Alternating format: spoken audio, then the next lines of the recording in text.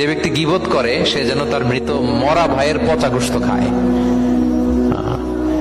গীবত করা, গীবত কাকে বলে?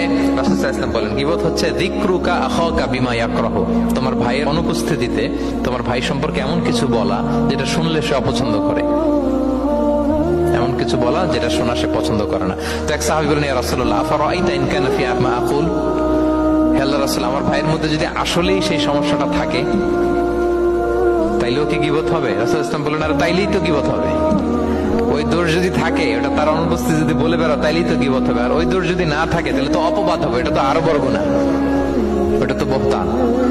তাহলে এই গীবা ইংরেজিতে বলে ব্যাক বাইটিং। ইংরেজিতে কি বলে? এই ব্যাক বাইটিং, চগলখড়ি বা পরনিন্দা, আরবিতে বলে গীবাত। এই গীবত আমরা করব না। কারো কিছু বলা থাকলে আপনি তাকে সরাসরি নাসিহাত করুন। আর দিন ওয়ান নাসিহা, দিন হচ্ছে উপদেশ দেয়া, শুভ কামনা করা, তার প্রতি শুভ কামনা করে আপনি তাকে বুঝান, সে হয়তো বুঝবে। কিন্তু আপনি তার অনুপস্থিতিতে তার নামে বাজে কথা, মন্দ কথা বলতে পারবেন, এটা অনেক বড় পাপ।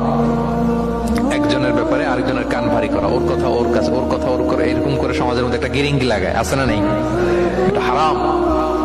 রাসূল সাল্লাল্লাহু আলাইহি ওয়াসাল্লাম বলেন, মেরাজের রাত্রে আমি দেখেছি কিছু লোক লাহুম আদফারুম মিন নুহাস, তাদের নখগুলো তামা দিয়ে তৈরি, নখর ধারালো, ইয়াখদাশুনা বিহা উজুহাহুম ওয়া সুদুরহুম, তারা তাদের নিজের নখ দিয়ে নিজের গালের গোশত, বুকের গোশতগুলো টেনে টেনে ছিঁড়ছে।